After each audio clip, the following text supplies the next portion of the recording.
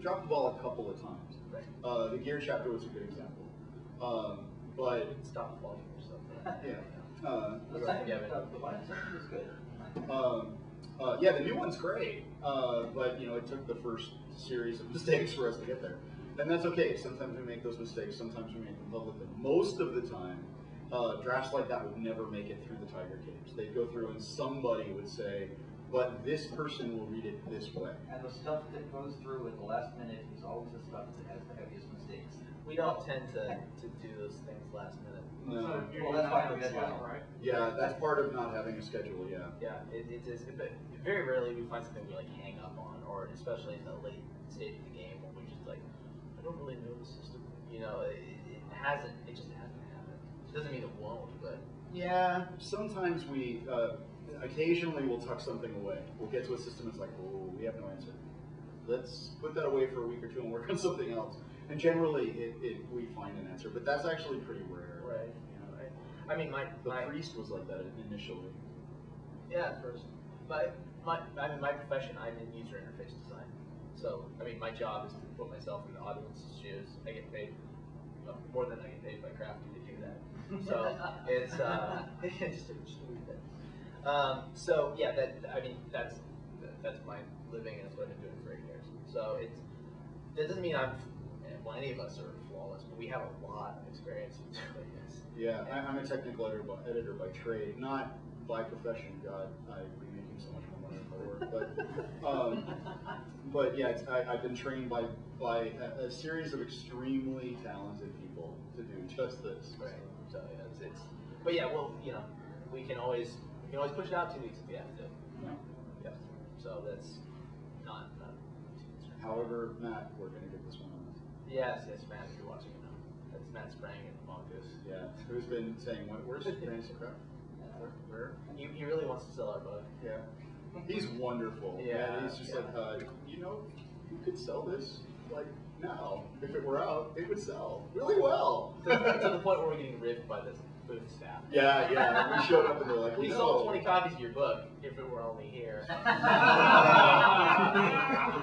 Craft out yet? Yeah. So will we be seeing a living Fantasy Craft in the future?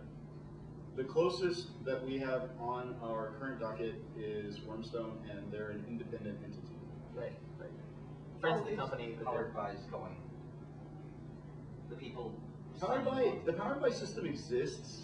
It exists. I've only seen it, I mean, printed this. Anyone who's interested in doing it can.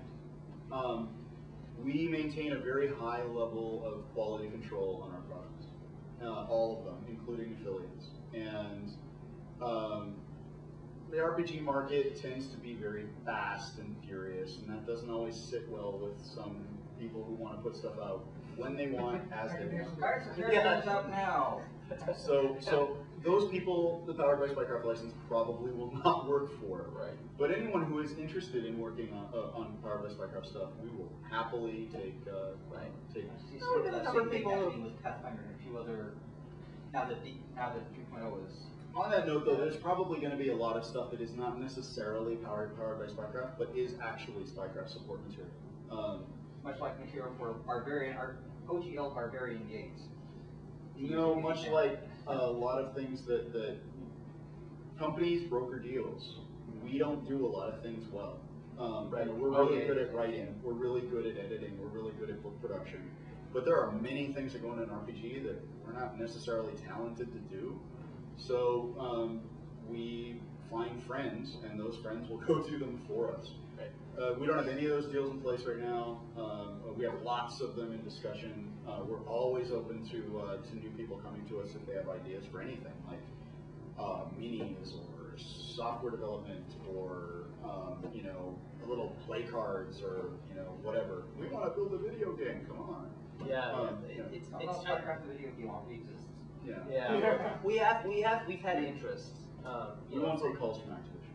Oh yeah, we've had. I mean, the short answer is we've had a lot of interest in PowerPoint, but these are from a lot of other companies who have their own schedules, their own products that they're maintaining, and they're kind of floating it. And I think as Spycraft gets stronger, and I only see it getting stronger, and our systems and our crafty brand develop, I think it's just gonna, those people will kind of get going on their stuff too, because they'll want to cash in on us.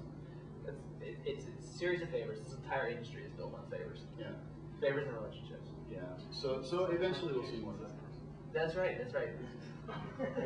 This is why nobody knows who I am. I spent all my reputation on it. I think we spent all our reputation surviving initially. And we've just been building. Cheat death. We spent it on cheat Yeah, death. and we've been going on tiny little adventures ever since. Release PDF, one reputation. Mission step 2, fantasy craft. Oh shoot, I got a 3. We're gonna have to start. No, we're in good shape. Yeah. So yes, the reason I bring it up is that just like freelancers, we're always looking for those sorts of things. And if you know anyone, or anyone watching this knows anyone, and it's like, gee, this would be really cool. I wonder if Spycraft would make action figures. Like, you know, Yes. that would be really cool. That would happen for Friday. The answer is generally yes. Yeah. Yeah, we're open to all those sorts of things. I mean, there's always the little things like Mistborn. We're not going to talk about details, but Mistborn took months to make happen. We first started the negotiations on this like October of last year. Yeah, that's just how those things go. They're very slow because there's a lot of people involved, and there are a lot of little details. We're coming in on the end. But it's a good year. I have to say, for this year, I'm very, very happy. I'm way happy. After the Christmas announcement last year, we made some kind of new initiatives. We made some promises like the SDFU promise and other things like that. It was to just get it done. Well, if I recall, New Year's resolution. Like, Yeah, and the resolution. We're and not that was going the to talk resolution. about deadlines ever again. It helped us. Oh my God! It's only one of helped the us. strongest decisions we ever made. And you know, and we've stuck to it, and it's paid off. And while we appreciate everyone's patience and contain our continued interest, I think it's just made us better. I mean, we released what 25 products This year.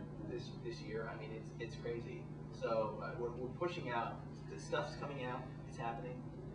We can tell people are still buying it, so that's good. And we're just, I think, as we kind of broaden it, finally figure out business, we're going to just be stronger as we go. So, yeah, it's good stuff. All right, cool. Thank you for coming.